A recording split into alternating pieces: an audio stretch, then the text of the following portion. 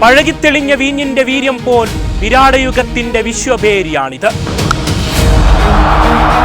വിരമിക്കലിന്റെ വിഷാദരാവുകളെ വിരാടഭാവത്തിൽ ഇനിയങ്ങ് മറന്നേക്കാം. യുവത്വം കൊണ്ടൊരു സംഘമായി ന്യൂസിലൻഡ് ദ്വീപ് കടന്ന് കിവികളെത്തി.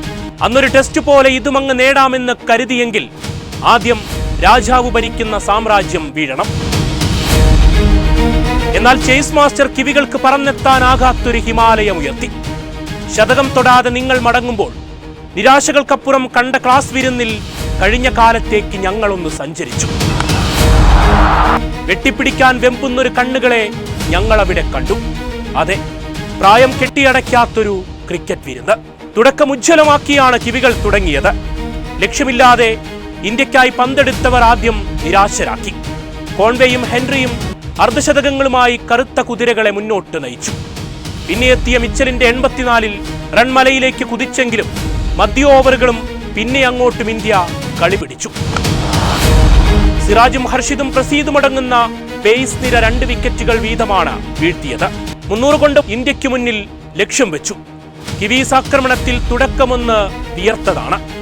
പതിയെ മുന്നോട്ട് നീങ്ങുമ്പോൾ ഹിറ്റ്മാന്റെ വീഴ്ചയത് അപ്രതീക്ഷിതം. എന്നാൽ വഡോദരയിലെ ഗ്യാലറിയിലെ മനുഷ്യർ കാത്തിരുന്നത് ആ വരവിനാണ്. ഹൃദയം കൊണ്ടെഴുതിയ പ്ലക്കാർഡുകളും ആരവങ്ങളുമായി അവരയാളെ വരവേറ്റു. ലക്ഷ്യത്തിലേക്ക് അയാളോളം ആത്മവിശ്വാസത്തെ എങ്ങനെ കാണാനാണ്? അതിനാൽ ആ പ്രതീക്ഷകളത്രയും മനസാന്നിധ്യം കൊണ്ട് ചേർത്ത് വെച്ച് അയാൾ തുടങ്ങി. ഒരറ്റ തുറച്ചു നിന്ന ഗില്ലിനെ കാഴ്ചക്കാരനാക്കി നിറഞ്ഞാട്ടം. ക്ലാസ് ഷോട്ടുകളാൽ കിവീസ് ബൗളർമാരെ നിരായുധരാക്കി ഒരൊന്നൊന്നര ഇന്നിംഗ്സ് ആണ്. 71 പന്തുകളിൽ 56മായി ഗില്ലിന്റെ മടക്കത്തിൽ പിന്നെ അയാൾ ക്രീസിലുറച്ച് പതിയെ ലക്ഷ്യത്തിലേക്ക്. റെക്കോർഡുകളുടെ പട്ടാഭിഷേകമാണ് പിന്നീട് കണ്ടത്. അതിവേഗതയിൽ അന്താരാഷ്ട്ര മത്സരത്തിൽ 28,000 റൺസ് തികച്ച് വീണ്ടും ഒരു പൊൻകിരീടം. അയ്യരും കോഹ്ലിയും ചേർന്ന് കിവീസിനിടനെഞ്ചിലൊരു നോവ് നൽകി കൂട്ടുകെട്ടുയർത്തി. ഒടുവിൽ ശതകത്തിന് 7 റൺസ് അകലെ വിരാട നടനം അവസാനിച്ചെങ്കിൽ പക്ഷേ ഇതൊരു തുടക്കമാണ്. ഇനിയും അവസാനിക്കാത്തൊരു യുഗത്തിന്റെ പൂർണ്ണതയിലേക്കുള്ള യാത്ര. കോഹ്ലിയുടെ വീഴ്ചയിൽ പുതുശ്വാസമാർജിച്ച് ന്യൂസിലൻഡ് പിന്നെ അങ്ങോട്ട് മത്സരത്തിലേക്ക്. 49മായി പ്രതീക്ഷയായ അയ്യരും മടങ്ങിയതോടെ ഇടയ്ക്കൊന്ന് ഭയന്നു. എന്നാൽ രാഹുൽ ഒരൊറ്റ തുറച്ചു നിന്നു. 29മായി ഹർഷിദ് മടങ്ങിയെങ്കിലും രാഹുലിന്റെ വഡോദരയുടെ ആകാശത്തേക്ക് പറത്തിയ സിക്സറിൽ ഇന്ത്യ ലക്ഷ്യം തൊട്ടു.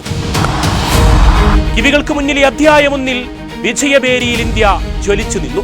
പ്രായമെന്നൊരു നിബന്ധന കെട്ടി പുറത്തിരുത്താൻ ഇനിയും അങ്ങ് മെനക്കെടേണ്ട.